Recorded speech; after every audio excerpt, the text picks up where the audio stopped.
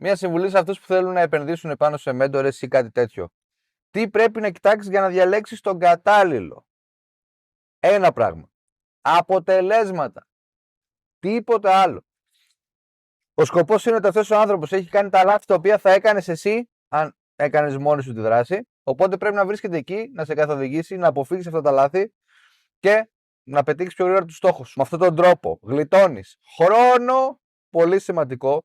Δηλαδή θα φτάσεις εκεί που φτάσα εγώ για παράδειγμα σε 10 χρόνια. Αν είχα κάποιον πάνω από το επίπεδο το δικό μου, θα το είχα κάνει σε 2, σε 3, μπορεί και σε 4. Στη χειρότερη. Οπότε γλιτώνεις χρόνο. Πολύ σημαντικό. Έτσι ως αποτέλεσμα θα πας και πιο μακριά σε βάθος χρόνου. Άρα για να μπορέσεις να καταλάβεις ποιο πρέπει να επιλέξεις, πρέπει να δεις τα νούμερά του, γιατί αυτός ο παίκτης, ο μέντορας, ο coach, ο εκπαιδευτής, πες τον όπως θες, θα πρέπει να έχει περάσει ή από τα δικά σου στάδια ή από παρόμοια και να έχει φτάσει και να βρίσκεται εκεί που θέλεις να πας εσύ. Διαφορετικά δεν υπάρχει κανένα νόημα να τον ακολουθήσεις και να ακούσεις αυτά που έχει να σου πει. Μπορεί να μιλάει ωραία, μπορεί να χρησιμοποιεί σωστές τονικότητες, μπορεί να έχει καλό marketing, μπορεί να έχει legging, μπορεί να έχει πειθό, πολλά μπορεί.